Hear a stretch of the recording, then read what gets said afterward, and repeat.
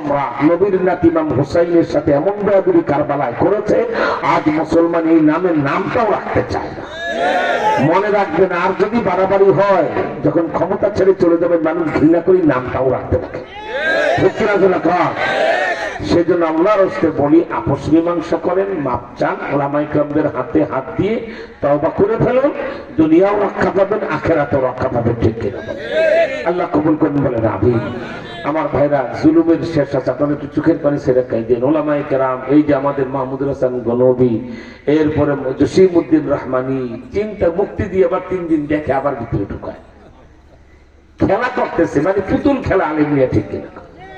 মামুনুল হক সাহেব আল্লাহু আকবার 7-8 পারা কোরআন শরীফ মাগরিব থেকে সেই ভোর রাত্রে তাহাজ্জুদ পর্যন্ত 8-10 পারাও এক রাতে তেলাওয়াত করে ফেলে, নামাজে দাঁড়ায়।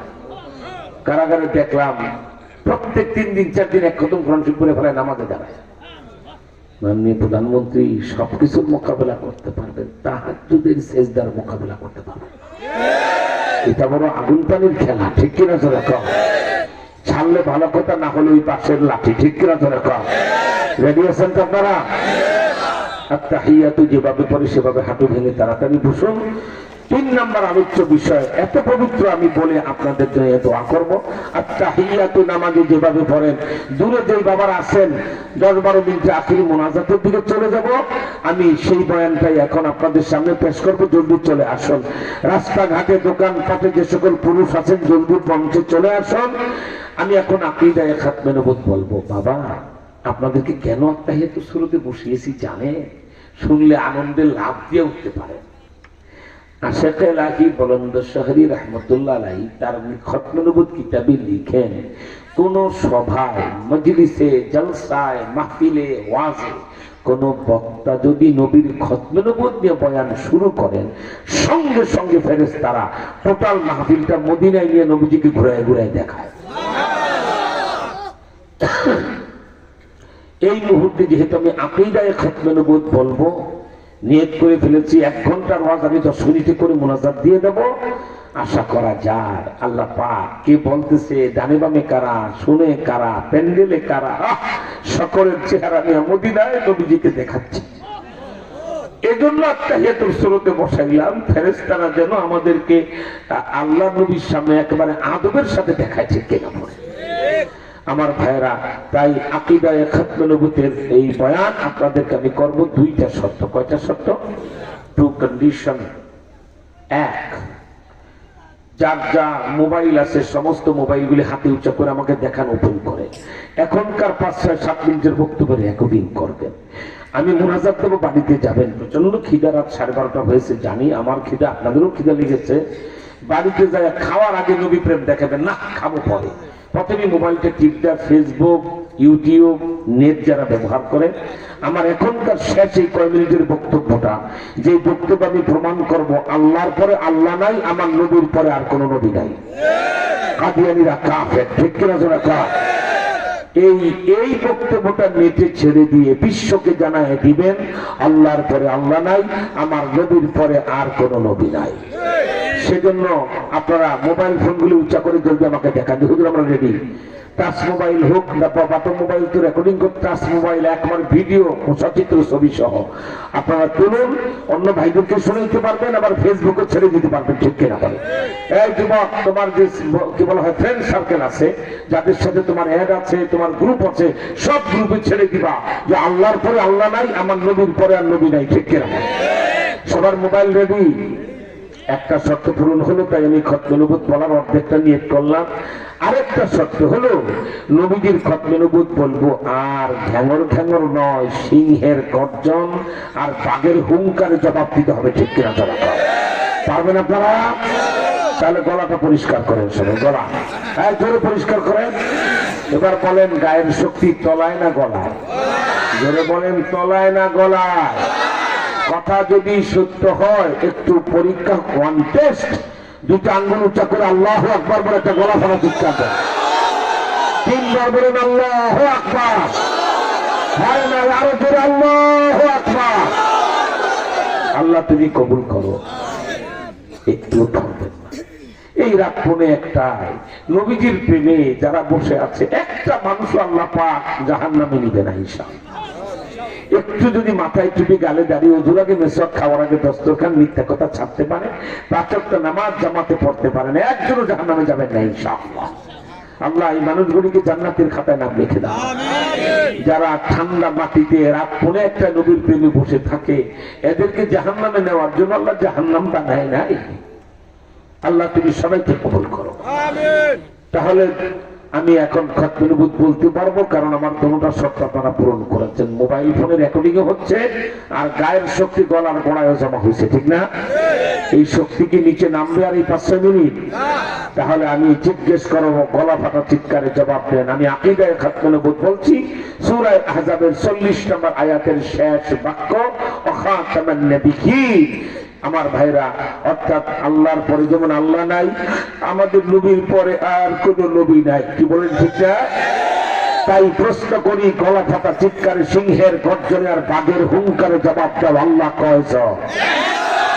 জবাব হয় নাই, আরো গলা ফাটায় বলতে হবে, আল্লাহ কয়জন? মুখে বললে চলবে না, একটা আঙ্গুল উঁচা করে দেখায় দেন, আল্লাহ কয়জন? এইভাবে আল্লাহ কয়জন? আমি প্রশ্ন করবো, আল্লাহ কয়জন? 3 বার বলবেন, একজন, একজন, একজন। আল্লাহ কয়জন? হাত আরো সোজা করেন, বন্ধুকে দলের মধ্যে উঁচা করেন। এক আল্লাহর পরে কোন আল্লাহ আছে? আমার ভাইরা, এক আল্লাহর পরে কোন আল্লাহ আছে? এইভাবে দেখে নাই, নাই, নাই, নাই। যার হাত যত তাড়াতাড়ি ঘুরবে তার সব তত বেশি হবে। আল্লাহর পরে কোন আল্লাহ আর ঘুরান না তাড়াতাড়ি, যে যত বেশি ঘুরাবেন তার সব তত বেশি হবে। আল্লাহর পরে কোন আল্লাহ, আমাদের নবীর পরে আর কোন নবী। আলহামদুলিল্লাহ, এটাই তো খতমে নবুয়ত। আমি তো 7-8 মিনিটের বয়ান আধা মিনিটে করে ফেললাম। এটাই খতমে নবুয়ত। আল্লাহর পরে আল্লাহ নাই, মুহাম্মদ সাল্লাল্লাহু আলাইহি ওয়াসাল্লামের পরে আর কোন নবী নাই। এটাই আমাদের ঈমান, এটাই কোরআন, এটাই হাদিস, এটাই খবর, এটাই হাসর, এটাই মিজান, এটাই আল ইসলাম। আমার ভাইরা, জানতে চাই, এবার গলা ফাটা জবাব দেবেন, আল্লাহকে বাদ দিয়ে কোন বেয়াদব যদি বলে আমি আল্লাহ, সে মুসলমান না কাফের? হ্যাঁ, জোরে বলেন, মুসলমান না কাফের? আমি বলবো, যেমন আপনারা বলবেন ফেরাউন, যেমন ওই বেয়াদব আল্লাহকে বাদ দিয়ে আল্লাহ দাবি করেছেন, ঠিক কিনা জোরে কর? সুতরাং জানতে চাই, এবার আপনারা বলেন, আমি বলবো যেমন আপনারা বললেন ফেরাউন। এবার প্রিয় নবীজির শানে 1 মিনিটের ক্যানভাস হবে। জীবনে জন্মের পরে এত জোরে কোনোদিন কোন নেতার ক্যানভাস করে নাই, সেটা নবীজির জন্য পারবেন? আরে ক্যানভাস তো এই মাসের 7 তারিখেও করছেন, এর আগে, ঠিক কিনা? এই যে গেল নির্বাচন, করছি না মাহফিলে ঠিকই বলো, আবার চুপে চুপে পায়খানা ঠিকই খাও। তা না হলে কিভাবে এত কিছু ঘটে যায়, ঠিক কিনা? এই যে বালতি মার্কা, বদনা মার্কা, হক্কা মার্কা, কেসি মার্কা, এবার নির্বাচন কমিশনের মাথায় গোবর ঢুকছে, পায়খানা, পায়খানা। আচ্ছা, কোন জাতীয় নির্বাচনে কেসি নাপিত বানাইবে গোটা জাতি? এটা জাতীয় নির্বাচনের প্রতীক হইতে পারে? আসলে নির্বাচন কমিশনার সহ শিক্ষা কমিশনে যে শরীফ থেকে শরীফা বানায়, ঠিক? ছেলে যায় কয় আই এম গার্ল, আমি মেয়ে। আবার মেয়েটা দেখে আই এম বয়, আমি ছেলে। বুঝো কিছু? নুন দিয়ে ভাত খাও। গোটা জাতির এই বাচ্চা ছেলেগুলি ওরা লম্পট বানাতে চায়, গোটা জাতির উঠতি বয়সের মেয়েগুলি ওরা বেশ্যা বানাইতে চায়। তাই শরীফ থেকে শরীফা যারা লেগেছে, 1 লাঠি দিয়ে প্রথম ইহুদি নিধন করে যুদ্ধ বন্ধ করাবো। এরপরে লাঠি হবে 1টা, কাজ হবে 2টা। 1 লাঠিতে ইসলাম রক্ষা, দেশ রক্ষা। যতগুলি চেয়ারে নাস্তিক মোরতাদ বসা, হাত পা ভাঙ্গা পিটাইয়া সব নদীতে ফেলায় দেবো, ঠিক কিনা? ইমানদার লোক বসাবো, যদিও গ্রামের চাচা বসা হয়, তার নিয়ে বসাবো চেয়ারে, দিয়ে দেশ চালাও ইনশাল্লাহ। ধরে কর রেডি হন, আপনাদের দেশ আপনারাই চালাই দিন, ঠিক কিনা? ধরে কর কোন নাস্তিকের বাচ্চাকে দেশের ক্ষমতায় বসে থাকতে দেওয়া হবে ইনশাল্লাহ। ধরে কর আমার ভাইরা। তাই জিজ্ঞেস করি, আপনারা তো ক্যানভাস করেছেন, এবার করেন কিন্তু কোনবার না কোনবার করছেন, ঠিক আছে? এই দুনিয়ার নেতাদের ক্যানভাস করলে কি পাওয়া যায়? এক কাপ লাল চা আর একটা এই বিড়ি ছাড়া কিছু পাওয়া যায়? এখন যার ক্যানভাসটা করবেন 1 মিনিট, আল্লাহর ফজলে তকদীর যদি ভালো থাকে, কম যদি পান, নবীজির হাতে 1 গ্লাস হাউজে কাউসারের পানি পেয়েছে।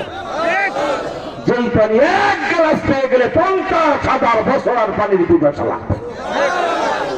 সেজন্য ক্যানভাসটা আসতে হবে না গলা ফাটায়া হবে? এই প্যান্ডেলটা থরথর করে কাঁপতে হবে, ঠিক কিনা বলে? এখানে নবীর ক্যানভাস করবেন, ঢাকার বক্সিবাজারে কাদিয়ানীদের ডায়রিয়া শুরু হইতে হবে। রেডি? তাহলে জানতে চাই, বিশ্ব সভার সভাপতি, মানবতার মহানায়ক, হেড অফ দ্য ওয়ার্ল্ড, আমাদের মাথার মুখের হৃদয় রাজা, দোজাহানের বাদশা, খাতামুল আম্বিয়া মুহাম্মদ সাল্লাল্লাহু আলাইহি ওয়াসাল্লামকে পাক দিয়ে কোন বেয়াদব যদি বলে মুহাম্মদ সাল্লাল্লাহু আলাইহি ওয়াসাল্লাম শেষ নবী নয়, আমি শেষ নবী, সে মুসলমান না কাফের।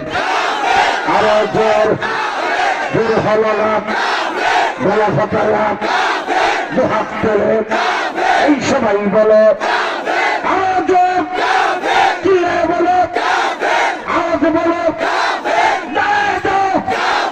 লাফায় বলো, আরো জোর জোর হলো না, লাফায় বলো, চিল্লে বলো, দাঁড়ায় বলো, কাদিয়ানীরা বাংলাদেশের সংসদে বিল পাস, কাদিয়ানীরা আরো জোর লাফায় বলো, এই ফলায় বলো, এই বুড়ো বলো, এই যুবক বলো, নারী বলো, পুরুষ বলো, কাদিয়ানীরা আরো জোর চিল্লায় বলো, কাফের কাফের কাফের কাফের কাফের। সেকেন্ডে বসে পড়ুন, যে যত তাড়াতাড়ি বলবে বুঝবে তার মহাব্বত তত বেশি। সুবহানাল্লাহ।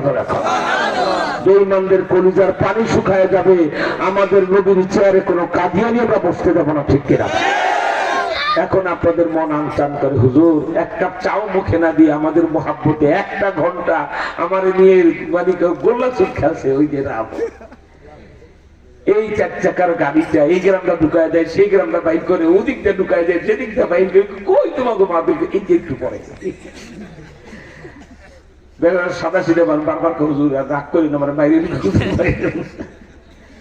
আমি তুই যেমন বাচ্চা বাঁচলা, আমি যেই রাগী মানুষ। কয়দিন আগে দেখেন নাই পুলিশের ওসিরে পাপড়া খাই দিছিলাম? দেখেন নাই? দেখেন নাই? দেখেন নাই পুলিশের ওসিরে? এবং 2003 সালে খুলনার দৌলতপুরের থানার ওসি নাসির আমি চেয়ার থেকে লাঠিটা ফেলাই দিয়েছি। আমি কারো চাকরি করি, বেয়াদব যে হোক তার ছাড়বো না, ঠিক কিনা? কিন্তু আজকের রাহাবর মাপ পাই গেছে। চিন্তা করলাম, চাষা মোটা মানুষ বলদে ভুল করে একবার এই গ্রামে না একবার এই গ্রামে, আবার একজন ফোন করে ভাই আমি বুঝতাম পারছি না, হুজুর কই দিচ্ছি। আল্লাহ বেচারা মাফ করে দিন, বলে না চেষ্টা করতে ব্যর্থ হয়েছে। এতেই প্রমাণ হয় নেতা যদি গোমরা হয়, জনগণ এরকম রাস্তায় ঘোরে। তাই আল্লাহওয়ালা ইমানদার নেতা বানাইতে হবে, ঠিক কিনা?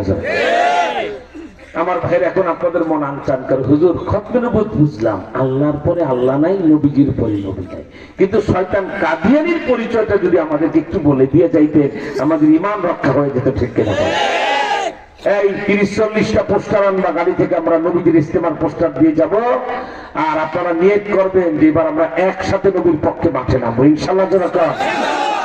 গোটা 50টা পোস্টার নিয়ে আসবা আমাদের শফি গাড়ি থেকে। আপনারা এদিকে তাকান, হ্যাঁ দরকার আরো আনো, আরো দিয়ে যাবো, গোটা 50 যেন হয়।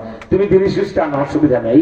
আমরা কথা বলি, খতমে নবুয়ত বুঝলেন, আল্লাহর পরে যেমন আল্লাহ নাই, আমাদের নবীর পরে আর নবী নাই।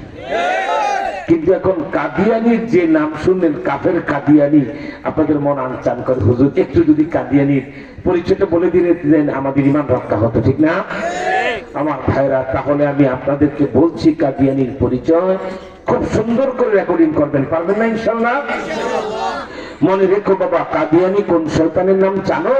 এখন থেকে প্রায় 150 বছর পূর্বে অবিভক্ত ভারতে পাঞ্জাব রাজ্যে গুরুদাসপুর জেলায় কাদিয়ান নামক গ্রামে বাপের নাম গোলাম মর্তজা, মায়ের নাম চেরার বিবি। এই বেদির পেটে জন্ম নেয় শতাব্দীর কুখ্যাত ফেরাউন, নাম রাখা হয় তার গোলাম আহমদ কাদিয়ানি। এই বেয়াদব এখন থেকে 100 বছর পূর্বে উর্দুতে একটা বই লেখে, বইটার নাম এক গলতি কা ইজালা। ওলামা ইকরাম বইয়ের নামটা মনে রাখবেন, এক গলতি কা ইজালা, পৃষ্ঠা নাম্বার 10।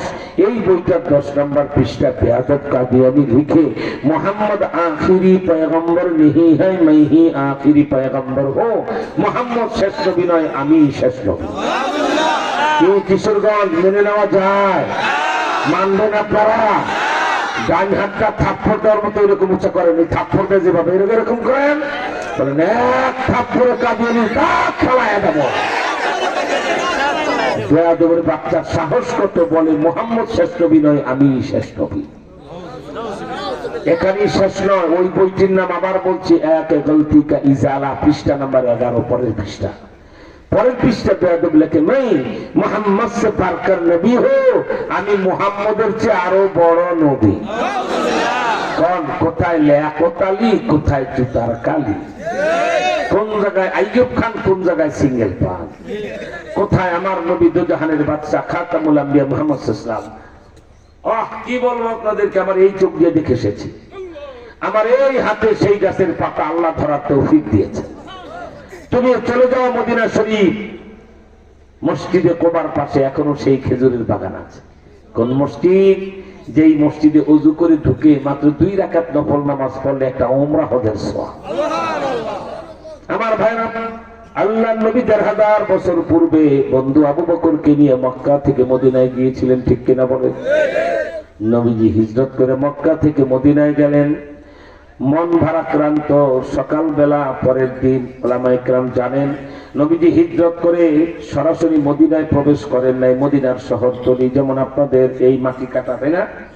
এই মাটি কাটা কিশোরগঞ্জ শহরের একেবারে উপকণ্ঠে, ঠিক কিনা বলেন? শহরতলি এইরকম একটু দূরত্বে মদিনা শহর থেকে 3.5-4 মাইলের মতো, 2.5-3 মাইল, 4-5 কিলোমিটারের মতো হয়। সেটার নাম হাইয়ুল কোবা, কোবা মহল্লা। সেখানে নবীজি অবস্থান নিলেন 14 দিন। এরপরে মদিনার মূল শহরে প্রবেশ করেছিলেন। এটাই ঐতিহাসিক সত্য কথা। আল্লাহর নবী যখন হযরত আবু বকরকে নিয়ে মদিনার উপকণ্ঠ কোবা এলাকায় অবস্থান করছেন, একদিন সকালবেলা আল্লাহ রাসূল ফজরের পরে বলছে, আবু বকর, তোমার আমার জন্ম যদিও মক্কায়, আসমান থেকে খবর পেলাম তোমার আমার জিন্দেগি কেটে ইন্তেকাল হইয়া কবর হবে এই মদিনা। আবু বকর, এই মদিনায় যেহেতু বাকি জীবন কাটাবো, ইন্তেকালের পরে এই মদিনার কবরই থাকবো। আবু বকর, আমার মন চায় এই মদিনা ঘুরে ঘুরে দেখবো। মদিনার গাছের খেজুর এত সুস্বাদু কেন? মদিনার উট দুম্বারা কোথায় ঘাস খায়? ছোট্ট ছোট্ট কচি কাঁচা বাচ্চারা মদিনার কোন মাঠে খেলাধুলা করে? মদিনার ভাবি প্রধানমন্ত্রী মুহাম্মদ সাল্লাল্লাহু আলাইহি ওয়াসাল্লাম তা দেখতে চান। হযরত আবু বকরকে বলছেন, যাবে আমার সাথে? আবু বকর বলছে, ইয়া রাসূলুল্লাহ, এটা কেমন কথা বললেন? আপনি আছেন যেখানে, গোলাম আবু বকর আছে সেখানে। বন্ধু আবু বকরকে নিয়ে নবীজি বের হয়েছেন। মদিনার এই যে মসজিদে কোবার পাশে এখনো যে খেজুরের বাগান, আল্লাহ নবী বাগানে প্রবেশ করেছেন। ওদিকে পূর্ব আকাশে রক্তিম সূর্য মাত্র উকি দিয়েছে, এখনো পুরা সূর্য উঠে নাই। সমস্ত গাছিরা কাছি হাতে সাত সকালে, ফার্স্ট মর্নিং, কাক ভোর, প্রভাত। আল্লাহ নবী ওই বাগানে প্রবেশ করেছেন। আর প্রত্যেক গাছের মালিক যার যার বাগানের গাছের উপরে উঠেছে কাছি হাতে, গাছের পরিচর্যা করবেন। আল্লাহু আকবার। মদিনার সেই সমস্ত গাছিরা আজকে দেখলো পৃথিবীতে 2টা সূর্য, একটা পূর্ব আকাশে উঠে আর একটা তাদের বাগান হেঁটে চলে যায়।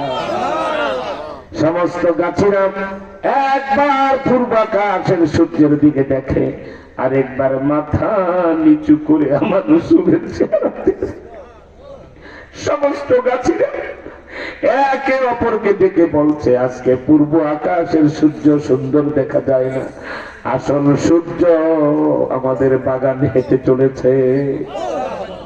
প্রমাণ নেন, পৃথিবীতে সূর্য দেখে কোনো মানুষ আত্মবলা হয় না, সূর্য দেখে কোনো মানুষ হাতের কোনো জিনিস হারিয়ে ফেলে না। সূর্য দেখে একটু পরে গরম হয়ে যায় আর তাকানো যায় না, ঠিক কিনা জোরে বলেন? কিন্তু মদিনার সমস্ত গাছিরা আল্লাহ নবীজি তাদের বাগান প্রদক্ষিণ করে চলেছে, গাছের মাথা থেকে নিচের দিকে তাকায়, নবীজিকে দেখতে দেখতে এত পাগল হয়ে গেছে, কখন যে হাতের কাঁচি খসে নিচে পড়ে গেছে কারো খবর না। আমার ভাইরা, নবীজি বাগান শেষ করে সমতল ভূমিতে প্রবেশ করলেন। লক্ষ লক্ষ মদিনার এই সুন্দর খেজুর গাছের ফাঁকে ঠোকায় ঠোকায় সমতল ভূমি যেখানে, সেখানে শত হাজার উর্দুম্বারা ঘাস খায়। হযরত আবু বকর বলে, দুনিয়ার মানুষ কি আশ্চর্য ঘটনা!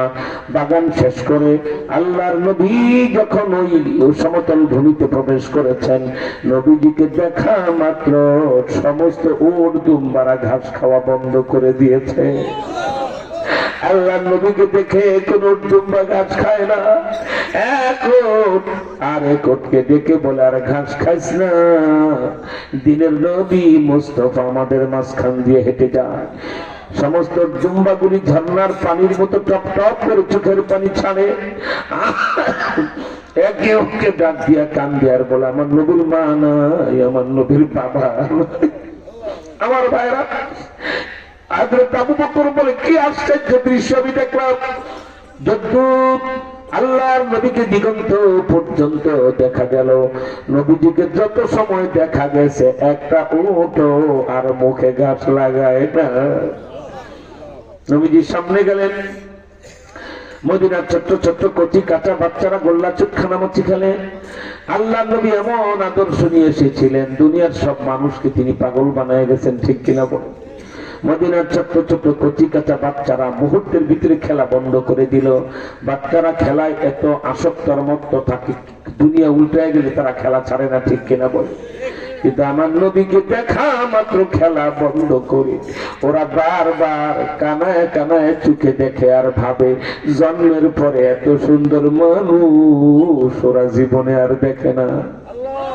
তাই মদিনার বাচ্চাগুলি এইরকম ঘাড় উঁচু করে আমার নবীর দেখে। নবী দেখলেন বাচ্চাগুলির কষ্ট হচ্ছে, আমাকে ঘাড় উঁচু করে দেখতে হয়। হাঁটু ভেঙে নিচে বসে মদিনার বাচ্চাগুলিকে ঠান্ডা বুকে নিয়ে চুবা খায়। আর নবীজি ডাক দিয়া বলে, হে মদিনার শিশুরা, আমার মা নাই, আমার বাবা নাই। মদিনার শিশুরা, তোমাদের মতো ছোট্ট থাকতে আমার মা আমাকে দুনিয়াতে রেখে চলে গেছে। আমি জন্মের পরে একটা দিন আমার বাবারে আব্বা কইয়া ডাক দিতে পারি না। মদিনার শিশুরা, আমার 5 বছর বয়সে আমার মা আমাকে রেখে চলে গেছেন। ওই মক্কার জমজম কুয়া থেকে বালতি দিয়ে পানি উঠায়া মক্কার মায়েরা যার যার সন্তান গোসল করাতো। আমি এতিম মুহাম্মদ বাচ্চা মানুষ জমজম কুয়ার পারে বসে কাঁদতাম, আমার মা বেলায় থাকলে আমারে গোসল করাইয়া দিত। মদিনার শিশুরা, তোমরা জানো কি, আমার বয়স যখন 7 বছর হয়েছে, আমার দাদা আব্দুল মুত্তালিব মক্কা শরীফের মোতাওয়াল্লি ছিলেন, চাবি খুলতেন আবার লাগাই দিতেন সূর্যাস্তের সময়। আমার দাদা আব্দুল মুত্তালিব ছাড়া আমার মা নাই, বাবা নাই। আমি দাদার সাথে রাতে ঘুমাই, দাদার গলা জড়াইয়া ঘুমাই।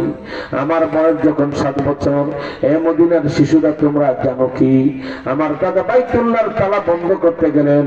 পূর্ব পশ্চিম আকাশে সূর্যাস্ত হচ্ছে, সূর্য লুকিয়ে যাচ্ছে কালের গহ্বরে। আল্লাহু আকবার! এই কালের গহ্বরে যে সূর্য হারিয়ে যাচ্ছে, দাদা আমার তার প্রত্যেক দিন ডিউটির মতো তালা লাগাবেন। আংটা খুলে আরেকটা আংটায় যখন লাগাইলেন, ছাদের উপরে মক্কার ঘরের উপরে বিকট আওয়াজ হলো। তাকায়া দেখেন আল্লাহ আজরাইল মউতের ছুরি ঘোড়ায়। আর দেখে বলে, আব্দুল মুত্তালিব, বেলা শেষ, খেলা শেষ, হায়াত নাই, তোমাকে আল্লাহ নিতে পাঠিয়েছেন, রেডি হয়ে যাও। হযরত আব্দুল মুত্তালিব আজরাইলের পদধ্বনি শুনে নিজে একটু ভীত হইলেন না, মনে মনে ভাবলেন, আমার বয়স হয়েছে, অনেক বয়স হয়েছে, আমি মরে যাব, দুঃখ নাই। কিন্তু হযরত আব্দুল মুত্তালিব বুঝতে যখন পারলেন আর থাকা যাবে না, আজরাইল যে গ্রিন সিগন্যাল দিল আমাকে অবশ্যই চলে যেতে হবে। তাই হযরত আব্দুল মুত্তালিব নবীজির দাদা মুহূর্তের ভিতরে বাইতুল্লাহর দরজা মুলতাজিমটা দুই হাতে জড়াইয়া হাউমাউ করে কান্দে। আর বাইতুল্লাহর ঘরের মালিক আল্লাহকে দেখে বলে, বাইতুল্লাহর মালিক আমি মরে যাব দুঃখ নাই, কিন্তু আমার নাকি মুহাম্মদ এখনো নিজের গোসল নিজে করতে পারে না। বাইতুল্লাহর মালিক আমার নাকি মুহাম্মদ এখনো নিজের গায়ে তেল দিতে জানে না। বাইতুল্লাহর মালিক আমার নাকি সূর্য ডুবে গেলে পা ধুইয়া জুতা পরে ঘরে উঠতে জানে না, আমি জুতা পরাইয়া দিই। বাইতুল্লাহর মালিক আমি আমার ঘরে আমার নাতিকে নিয়ে ঘুমাই। রাত যখন গভীর হয় আমার নাতি মুহাম্মদ মা মা করে চিৎকার দিয়ে আমার গলা জড়াইয়া ধরে। আমি ডাক দিয়ে বলি, নাতি রে আমি তোমার মা না, তোমার দাদা আব্দুল মুত্তালিব। আর সারা রাত আমার নাতি ঘুমায় না, মা মা করে কাঁদতে থাকে। মদিনার শিশুরা, এইভাবে আমি 7 বছর বয়সে আমার দাদাকে হারিয়েছি। এখন তোমাদের মদিনায় আসছি, তোমরা কি আমাকে জায়গা দিবা? আমাকে তোমাদের কাছে থাকতে দিবা? আমি কলেমার দাওয়াত দেব এক আল্লাহ। মদিনার বাচ্চাগুলি বলছে, হে মুহাম্মদ শুধু থাকতেই দেব না, তোমার ডানে বামে সামনে পিছনে এমন নিরাপত্তা দেওয়াল আমরা নির্মাণ করব, পৃথিবীর কোন শক্তি একটা ফুলের টোকা তোমার গায়ে দিতে পারবে না। হযরত আবু বকর বলেন, আল্লাহ নবী মদিনার শিশুদের মন জয় করলেন, ওট দুম্বাদেরকে পাগল বানাইলেন। গাছিরা কাছে হারাইয়া শুধু কান্দে, মদিনার রাজা মদিনায় এসেছে। আমার ভাইরা, হযরত আবু বকর বলেন, এবার নবীজি আবার ফিরে যাচ্ছেন। তখন সূর্য গরম হয়ে আমাদের বাংলাদেশের বর্তমান টাইমে ধরেন 8টা-9টা সূর্য শক্ত হয়ে গেছে, গরম হয়ে গেছে। নবীজি ঘামতে শুরু করেছেন। আবার ওই বাগানে প্রবেশ করে আল্লাহর নবী বলছেন, আবু বকর আমি প্রচন্ড ক্লান্ত হয়ে গেছি, ঝরঝর করে আমার ঘাম ঝরতেছে। আবু বকর এই গাছের ডালটা মোটা, পাতাগুলি ঘন, ছায়াটা ভালো, এই গাছের ডালের ছায়ার নিচে আমি একটু বিশ্রাম নেব, আপনি কি আমার জন্য অপেক্ষা করবেন?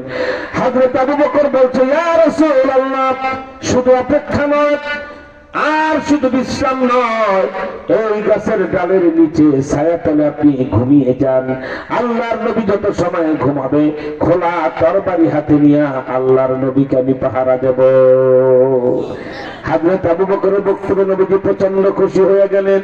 এক কদম করে নবীজি অগ্রসর হয়ে গাছের ডালের নিচে যায় দাঁড়িয়েছেন, এখনো বসেন নাই। হযরত আবু বকর বলে, দুনিয়ার মানুষ কি আশ্চর্য ঘটনা দেখলাম, আমার নবী এখনো গাছতলায় বসেন নাই, ছায়ার নিচে মাত্র দাঁড়িয়েছেন। নবীজির গায়ে ঘাম ঝরতে দেখে ওই বাগানে যতগুলি খেজুর গাছ ছিল একসঙ্গে ডাল বাঁকা করে আল্লাহর নবীকে বাতাস করা শুরু করে দিয়েছে। সেজন্যই তো আল্লাহ সুবহানাহু ওয়া তাআলা কোরআনে কারীমের ভিতরে নবীজির শানে বলেছেন, আমার সাথে যারা পড়তে পারবেন পড়বেন, যারা কোরআন তেলাওয়াত জানেন না ঠোঁট নাড়াইবেন, মাথা ঘুরাইবেন, সগীরা গুনাহ মাফ হয়ে যাবে। সুবহানাল্লাহ বলেন। আল্লাহ পাক নবীজির শানে এই জন্যই বলেছেন, ওয়া মা, সবাই বলেন ওয়া মা আরসালনাকা ইল্লা রাহমাতাল লিল আলামিন। আমার ভাইরা, যে নবীজিকে গাছের ডাল বাঁকা হয়ে বাতাস করেছে সেই নবীজিকে চেয়ার থেকে সরাইয়া কোন বেয়াদব বলবে মুহাম্মদ সাল্লাল্লাহু আলাইহি ওয়াসাল্লাম শেষ নবী নয়, আমি শেষ নবী, মানবে কিশোরগঞ্জের মুসলমানেরা? এই মানবে না পড়া? তাহলে একদিন আওলাদুর রাসূল আসতেছেন, যার গায়ে একটু চামড়া কাটলে ওই রক্ত বের হয় যে রক্ত নবীজির গায়ে, অর্থাৎ নবীর বংশের সন্তান, নবীর রক্ত তার রক্ত এক রক্ত। সুবহানাল্লাহ বলে। এবং জেল খাটলেন যে সকল শীর্ষ উলামায়ে কেরাম, তারা সবাই থাকবেন। নবীজির খাতমের প্রতি ইজতেমা হবে, সেখানে নবীজির পক্ষে ঘোষণা হবে সংসদে আইন চাই, নবীজির পরে নবী নাই, নবীজিকে গালি দিবে যারা, ফাঁসিতে ঝুলবে তারা। আপনাদেরকে ঠিকানা বলে দিলে সেখানে যেতে রাজি আছেন? এটা মুখের কথা না দিলের কথা? নবীর প্রেমে আসলেই মাঠে নামতে রাজি আপনারা? তাহলে সুসংবাদ শোনাই, কাল থেকে তো অনেকে টঙ্গীর ইস্তেমায় যাবেন। আলহামদুলিল্লাহ, ছয় উসুলের বয়ান শুনে ইমানটাকে শাহজালালের তরবারির মতো দুধারা বানাইবে, ঠিক কিনা? টঙ্গীর ইস্তেমা থেকে এসে যে ইমানটা ধার দিয়ে আনবেন, 1 মাস পরে ফেব্রুয়ারি মাসের 29 তারিখ বৃহস্পতিবার আর 1 মার্চ শুক্রবার আবার বাস রিজার্ভ করে মদিনার খতমে নবুয়ত ইস্তেমা। তখন আর টঙ্গীতে ঢুকতে হবে না, যাত্রাবাড়ি দিয়ে ঢুকে সাইনবোর্ড হয়ে ঢাকার ওই পারে নারায়ণগঞ্জের উপরে মুন্সিগঞ্জ শহরে। আলহামদুলিল্লাহ আমার ভাইরা, বাংলাদেশের শীর্ষ জেলখাত ওলামা ইকরাম যারা, আল্লামা জুনায়েদ বাবুনগরী বলেন, একে বলেন জুনায়েদ আল হাবিব বলেন, এরপরে রফিকুল ইসলাম মাদানী বলেন, আলী হাসান ওসামা বলেন, এরপরে কি বলা হয় আপনি মুফতি আমির হামজা কুষ্টিয়া বলেন, এই সকল ওলামা ইকরাম এক একজনের নামে লক্ষ মানুষের ঢল নামে, ঠিক কিনা বলেন? এরপরে মনির হোসেন কাসিমি বলেন, জগৎ বিখ্যাত আলেম। আর যদি মামুল হক সাহেবকে এই 1 মাস 3-4 দিন আমরা বের করে ফেলতে পারি, মামুল হক সেই ইস্তেমায় খতমে নবুয়তের ইস্তেমায় প্রধান বক্তার বয়ান করবে ইনশাআল্লাহ। এই যে পোস্টার দেখেন, ওলামা ইকরামদের নাম দেখলে আপনাদের সবাইকে তো দিতে পারবো না, এক একজন মসজিদের ইমাম মাদ্রাসার শিক্ষক একটা করে নেবে। ওনারা যদি ওনাদের কাছে লাগায় রাখেন, তারিখটা বারবার মনে পড়বে, ঠিক কিনা বলেন? এটা দেবো আমি মুনাজাতের পরে। এরপরে যদি থাকে 2-1 মুরব্বী ইমাম সাহেব আসেন, আপনি আপনার মসজিদের জন্য একটা নিয়ে যাবেন, নিজের দায়িত্ব লাগাই দিয়ে নিচে পড়তে পারবেন। এটা খতমে নবুয়ত ইস্তেমার পোস্টার, ঠিক কিনা বলেন? আমার ভাইরা, এভাবে দেশের শীর্ষ ওলামায়ে কেরাম আসবে, সেখানে 2টা আওয়াজ আমরা তুলব। সংসদে আইন চাই, নবীজির পরে নবী নাই, নবীজিকে গালি দিবে যারা, ফাঁসিতে ঝুলবে তারা। এই আইন 2টার জন্য আপনারা নবীর পক্ষে সেদিন মাঠে নামতে রাজি? এই কিশোরগঞ্জের এখান থেকে পুলের ঘাটের কাছাকাছি আপনারা আছেন, পুলের ঘাট তো কাছে পড়ে না, এই যে মেন রোড একদম কাছে, যদি আপনারা বাস রিজার্ভ করে যান, কত আপ ডাউন হয়তো 500-600 টাকা গাড়ি ভাড়া লাগলো, কি বলেন ঠিক না? ভালো চেয়ার চলে, আর কোন ব্যক্তিকে রান্না করে খেতে হবে না। মুন্সিগঞ্জের খতমে নবুয়ত ইস্তেমায় কমিউনিটি সেন্টার ভাড়া হয়েছে, ইস্তেমা কমিটির সকলের খাওয়ার আয়োজন রাখবে। আপনারা 300 টাকার খাবার 100 টাকার টিকিটে পাবেন। আলহামদুলিল্লাহ, কমিটি সেন্টারে গেটের টিকিট কিনে নিয়ে দেখাবেন, তারা টিকিটটা রেখে পেট ভরে আপনাকে খাওয়া এবার ইস্তেমার মাঠে বসাই দিবে। আলহামদুলিল্লাহ, তাহলে খাওয়া দাওয়ার কোনো ঝামেলা নেই, ঠিক কিনা বলেন? আবার 1 মাস পরে শীত থাকবে না বললেই চলে, গরমের ভাব শুরু হয়ে যাবে, ঠিক কিনা বলেন? কাঁথা কম্বল কিচ্ছু নিতে হবে না, একটা চাদর নিলেন, 2টা লঙ্গি, একটা গামছা, রাত্রে এটাই মাথায় দিয়ে শুয়ে পড়লেন, দিনের বেলা আবার বয়ান শুনলেন, ঠিক কিনা চলে? আলহামদুলিল্লাহ বাবা, এখন সময় এসেছে। নবীজিকে এত গালি দিল বাংলাদেশে, এবার আমরা একটু ঘুরে দাঁড়াবো, যুদ্ধ করবো, ঠিক কিনা চলে? আমি তো গাইডলাইন দিলাম, নির্বাচনের আগে একজন প্রার্থী হিন্দু, নাম তার মৃণাল কান্তি দাস, নামাজকে গালি দিয়েছিল, ওর বাপ দাদা 14 গোষ্ঠীর নাম আমি ভুলাই দিয়েছি, ঠিক কিনা? এবার মন্ত্রী হয়ে যেত, 3 মার নৌকার এমপি হয়ে যাবে, তার মন্ত্রী হওয়ার খায়েশ মিটাই দিয়েছি। মন্ত্রী তো দূরের কথা, মৃণাল কান্তি দাস নামাজের সাথে বেয়াদবি করার কেউ চৌকিদারও আর জীবনে হতে পারবে ইনশাল্লাহ বলেন। আমি লড়বো আমার নবীর পক্ষে, আপনারা কেউ আমার সাথে থাকবেন? যারা থাকবেন হাত তুলে আল্লাহু আকবার বলে দেখা। খতমে নবুয়ত ইস্তেমায় আরো 1 মাস বাকি, সবাই যেতে প্রস্তুত? এই ওয়াদা আমার সাথে না আল্লাহর সাথে? এই ইস্তেমায় যাবেন আমার প্রেমে না নবীজির প্রেমে? ওয়াদা করলেন, গেলে আমি বেজান না নবী বেজান? ওয়াদা করে গেলাম, আজকে তো অনেক কষ্ট করে এসেছি, যদি আপনারা যান আমি আসবো, আপনারা যাবেন। আপ ডাউন হলে মোহাব্বত বাড়ে, ঠিক কিনা?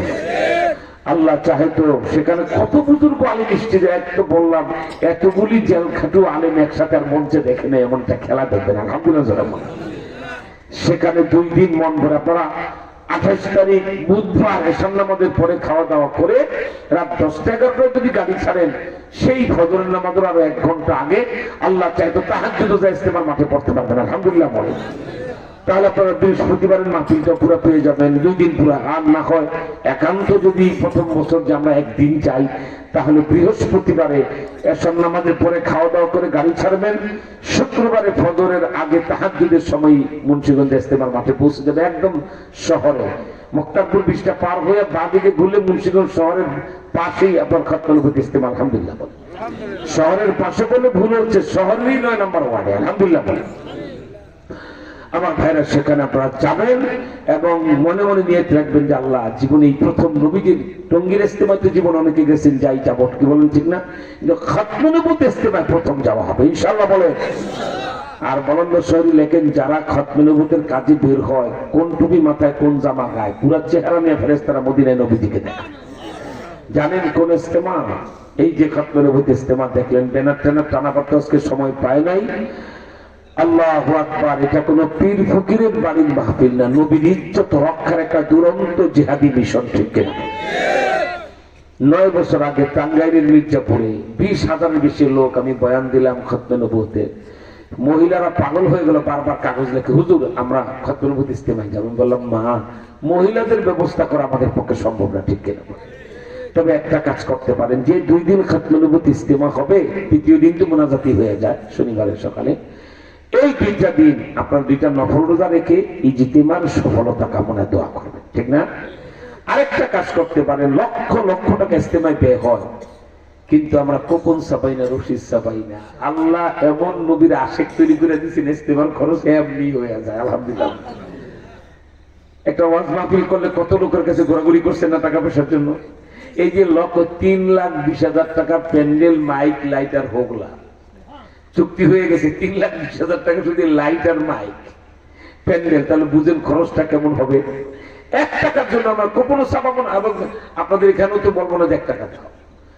যার প্রেম হবে সে টাকা নিয়ে ইস্তেমায় হাজির হবে, ঠিক কিনা? আমি সেখানে বললাম মা একটা রোজা রাখেন, আরেকটা কাজ করেন, নাকের ফুল, কানের দুল, গলার চেন, হাতের চুড়ি, এগুলি নবীজির ইস্তেমা আপনারা দান করতে পারেন, যেমনটা মদিনার আনসারী মহিলারা তবুক যুদ্ধে নবীজি বলা মাত্র দান করেছিলেন, ঠিক কিনা? এত দান করেছিলেন মদিনার মহিলারা। কানের দুল একটু পেঁচ দিয়ে লাগানো, খুলে দিতে দেরি হবে, নবীজি চেয়েছেন জিহাদ ফি সাবিলিল্লাহ। এই কানের দুল খুলে দিতে দেরি হইতেছে, কানের গোশত সহ ছিঁড়ে হযরত বিলালের রুমালে জমা দিয়েছে। এটা যখন নবীজির সামনে গেল, নবীজি চমকে, বিলাল, মদিনার মহিলারা তো স্বর্ণলঙ্কা সব দিয়ে দিয়েছে, এতগুলো জড়ো হয়েছে, কিন্তু স্বর্ণের জিনিসের সাথে গোশতের টুকরা, রক্তের দাগ কেন? হযরত বিলাল বলছে, ইয়া রাসূলুল্লাহ, আপনি যখন আল্লাহর প্রেমী, তবুক যুদ্ধে যাবে মুসলমানরা, টাকা পয়সা নাই, অনেক টাকার প্রয়োজন, দরকার আল্লাহর রাস্তায়। মদিনার আনসারী মহিলা আল্লাহ রসুলকে এত ভালোবাসে, কানের জিনিস খুলে দিতে দেরি হবে, নিজে নিজের কানের গোশত সহ কান্দা ছিঁড়ে দিয়ে দিয়েছে। আমার ভাইয়েরা, এই কথা শুনে সেই টাঙ্গাইলের মির্জাপুর এক মহিলা তার গলার সোনার চেইন তার স্বামীকে দিয়ে পাঠাই দিয়েছে। আমরা গ্রহণ করলাম, এটা বিক্রি করে এই খতমে নবুয়ত ইস্তেমায় ব্যয় করলাম। আল্লাহর বান্দি, এই বাংলাদেশের 9 বছর আগের ঘটনা, যেদিন তার গলার চেইন নবীজির ইস্তেমায় দিলেন, 7 দিন পরে স্বপ্নে দেখে নবীজির কন্যা খাতুন জান্নাত হযরতে ফাতেমা তার গলায় বেহেশতের চেইন পরাইতেছে। মনে রেখো, এটা সাধারণ কোনো ব্যাপার নয়, মদিনা ওয়ালার ইজ্জত রক্ষার এক দুরন্ত মিশন। ইনশাআল্লাহ বলেন। আপনারাও যদি কোনো বিপদ আপদ থাকে আমাকে বললে পীর পুজো হবে। ছেলে হয় না, মেয়ে হয় না, বিয়ে করছেন, মাজারে গরু দিয়ে মুশরিক হইছেন, ঠিক কিনা? কোন পীরের বাবার ক্ষমতা নেই কারো ছেলে মেয়ে দেওয়ার, কি বলেন ঠিক না? আমাকেও বলার দরকার নাই, আপনি গোপনে মনে, আল্লাহ আমার এই বিপদটা যায় না, এই সমস্যাটা, হালাল জায়গা, বাপদাদার সম্পদ, মামলা লড়ে পাই না, আপনি গোপনে নিয়ত করেন যে কোনো বিপদে আল্লাহ আমি খতমে নবুয়ত ইস্তেমায় যাব। যদি নিয়ত সহি হয়, 40 দিনের মধ্যে কাজটা পানির মতো হয়ে যাবে। কত ঘটনা যে বাংলার জমিনে নবীর খতমে নবুয়তের জন্য ঘটতেছে আপনাদেরকে বুঝায়া বলতে পারবো না। একটাই কথা, আল্লাহ নবীর ইজ্জত রক্ষার মালিক এখনো সদয়, ঠিক কিনা বলেন? আল্লাহ কবুল করুন, সবাই বলেন আমিন। এখন বলবেন হুজুর আমাদের জন্য জিম্মাদার ঠিক করে দেন, আমরা কার কাছে টাকা জমা দিয়ে গাড়ি ভাড়া করবো, ঠিক কিনা বলেন? এই মাহফিল কমিটির এলাকার লোকজন যারা, যুবকরা, বিশেষ করে মসজিদের ইমাম সাহেব হুজুর, আসল ইমাম সাহেব হুজুর, যে মসজিদ না মাদ্রাসার মাটিকাটা ভাই তো সালামদার, মসজিদের ইমাম সাহেব হুজুর আছে কই? আসেন, আপনার নাম কি? আর এই মসজিদের একজন বিশিষ্ট মুসল্লি যাকে সবাই চিনে, সভাপতি বা সেক্রেটারি কেউ আছে? আপনি এদিকে আসেন, এদিকে আসেন, এদিকে আসেন। এই যে ইমাম সাহেব হুজুর আপনাদের যে মসজিদের মাহফিল, চিনেন ওনাকে? ওনাকে যদি ইস্তেমার জিম্মাদার বানায় দিই, মানতে রাজি আছেন না? কাল থেকে আইসা হুজুর 1 মাস বাকি, আমার একটা কাজ করেন হুজুর, 1000 টাকা নেন, আমার নামটা লেখেন, মোবাইল নাম্বার লেখেন, গাড়ি ভাড়া 3 দিনের খাওয়া খরচ দিলাম, আপনি লেখেন, এরপরে এইভাবে সবাই লিখে উনি আমাকে জানাইবে, হুজুর আল্লাহ চাইতো আমাদের মহল্লায় 50-60 জন এক গাড়ি বড় লোক হয়ে গেছে, আলহামদুলিল্লাহ। এইভাবে যদি আমার গোটা দেশ থেকে আস্তে আস্তে বের হইতো, নবীজির পক্ষে একটা জোয়ার তৈরি হবে। ঠিক যাবেন তো ইনশাল্লাহ? এই যে আমি রাহবর আর কি বল আপনাদের এই ইস্তেমার জিম্মাদারও ঠিক করে দিলাম যে ওনার কাছে টাকা জমা দিয়ে খাতায় লেখায়, মোবাইল নাম্বার লেখায় আপনারা একটা গাড়ি রিজার্ভ করে আনবেন, আমি অনেক খুশি হব ইনশাআল্লাহ। চলুন গোলামেরা এখন মালিকের দরবারে হাত তুলবো, ডান হাতটা আল্লাহু আকবার বলে উঁচু করেন। আবার আত্তাহিয়াতুর শুরুতে বসে এখন মুনাজাত, আবার আত্তাহিয়াতু জবাবে পড়ে আমার কাছে চলে আসুন।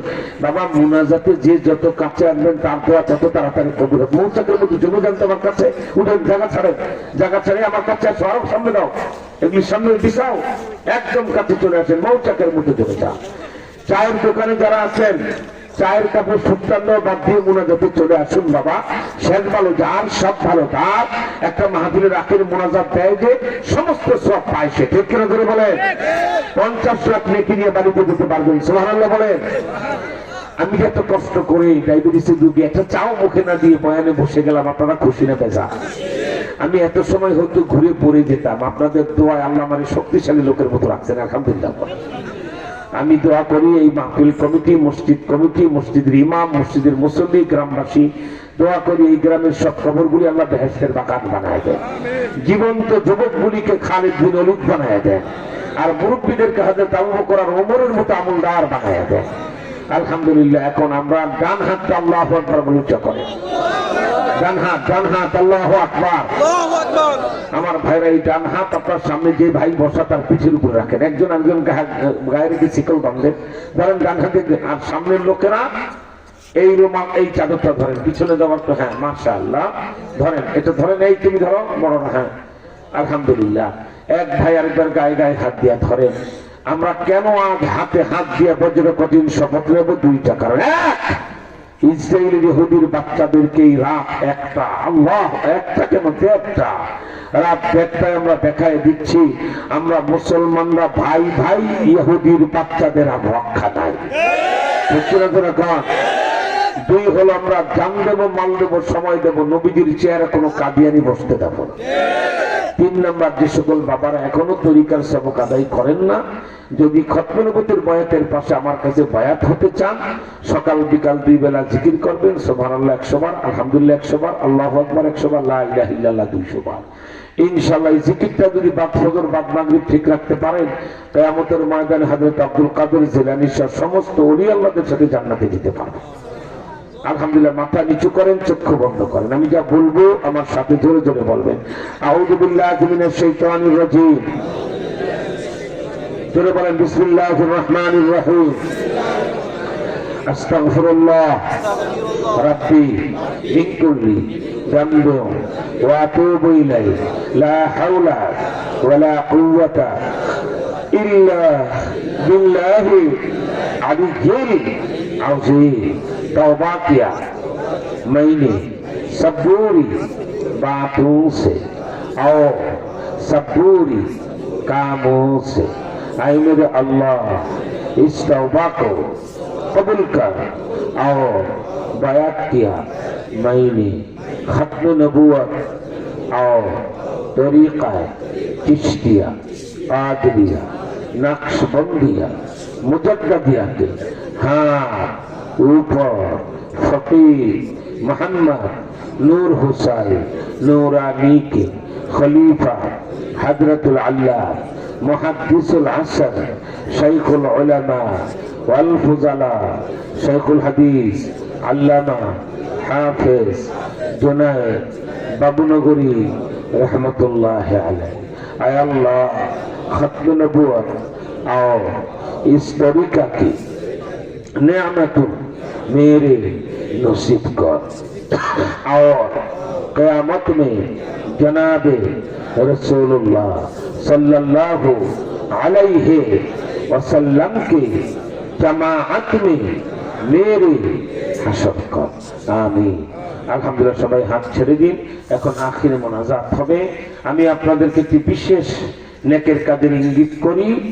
বাংলাদেশে শীর্ষ 30 জন জগৎ বিখ্যাত বক্তা, 11 জন আলেম দিনের জন্য বছরের পর বছর জেল খাটলেন, ঠিক কিনা?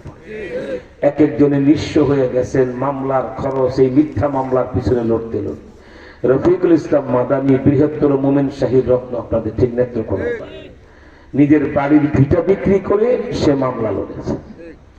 ওই যে বললাম আমি নিজের গাড়ি বিক্রি করে ভাড়া গাড়ি নিয়ে এখন মাহফিল করি।